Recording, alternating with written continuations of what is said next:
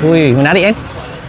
Oh, Seawal 6 pagi mereka dah sediakan menu sarapan dan yang bestnya dekat sini seawal pagi diorang dah sediakan lauk untuk makan tengah hari. Inilah restoran Jasin Salai. Masak lemak dan salai dekat sini ada macam-macam jenis, daripada ayam, ikan, udang, ketam sampailah ke daging. Selain masak lemak dan juga masakan salai, asam pedas dekat sini pun ada pelbagai jenis. Selain tu juga ada masakan kari, patin tempoyak, masak sambal dan cili balado. Banyak lagi lah. Ada lebih kurang 80 jenis masakan Melayu. Ikan bakar dan ikan siakap masak steam pun ada. Untuk sayur pula ada masak lemak pucuk ubi, terung belado, labu masak lemak, sayur kerabu pun ada banyak jenis. Makan sekali dengan ulam, tempoyak, budu, sambal belacan. Untuk dessert dan kudap-kudapan pun ada. Sebelum korang lupa, korang save dulu video ni. Nama tempat ni Jasin Salai. Lokasinya betul-betul berdepan dengan Hospital Jasin. Korang nak datang ramai-ramai pun tak ada masalah. Tempat dia luas, nak parking pun senang. Nanti korang datang tau ke restoran Jasin Salai. Let's go!